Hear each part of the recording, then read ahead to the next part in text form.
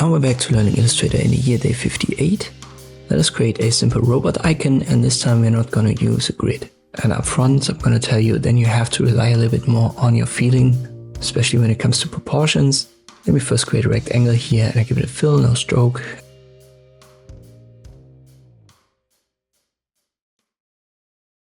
And then I use the direct selection tool. Left click drag and only select the outer anchor points here and then drag the circle inwards. Let me go to a specific value of 50 pixels. That is for the corner radius.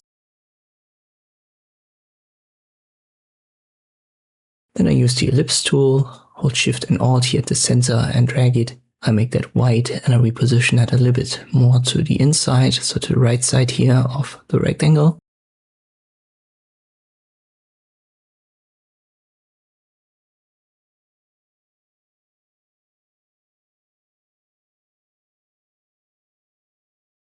And here already I resize this bluish one, and as I said, it's more by feeling if you don't use a grid.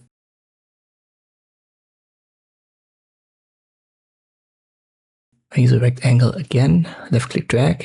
I want to have that darker and the smart guides to help me finding the center.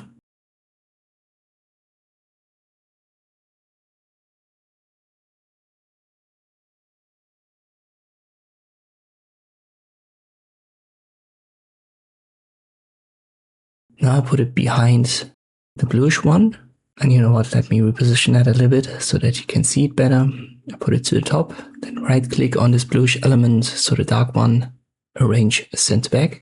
I'm going to use the circles here once again to give it a roundness, and I drag it a little bit more to the right hand side. So this is supposed to be the ear. Once we've got that, I can hold Alt and drag a copy out of there.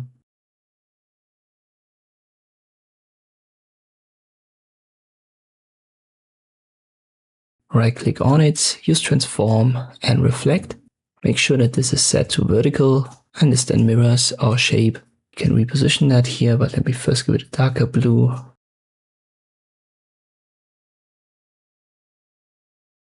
Something like this. And now we can be sure that we have symmetry on left and right.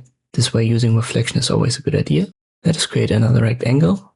I'll hold Alt when I create it and I make it grayish.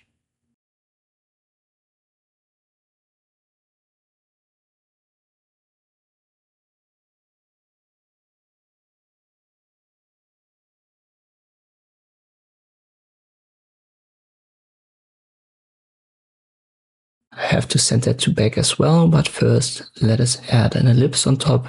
Hold Shift and Alt when you drag it, give it the same color. I'm going to resize the smaller element, this rectangle, I hold Alt, and I hold Shift and Alt when I resize the circle.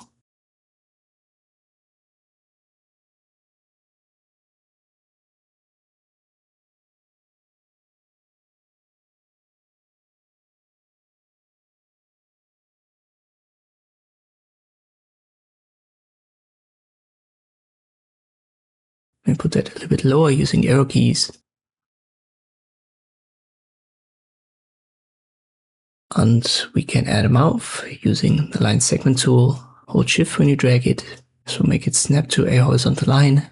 This time we give it a stroke color, so not a fill. And I increase the stroke to, let's say, 10 points. Then we put it in center. Once again, the smart guides help us. And now we use the anchor point tool right here, and you can go to the center and then left click drag. If you keep it selected, you can actually now use the arrow keys up and down to adjust the curvature. You can see that. If I deselect and reselect and I use the arrow keys, I can adjust the position. Let me give that a round cap. So this is for the end and start point of our line. And as I've said from the start, this is more like a feelings-based design. So if you don't use a rectangular or polar grid, you have to rely on your eye. And this is also something that you're only going to learn over time. So if you put into practice, design something every day like an icon, do a simple Google image search for icon designs, simplistic, minimalistic, something like that, and then try to recreate one a day. And if you do that a couple of weeks, you're going to vastly improve not only your Illustrator skills, but also your eye. I hope this video was helpful. Thank you for watching, and I'll see you next time.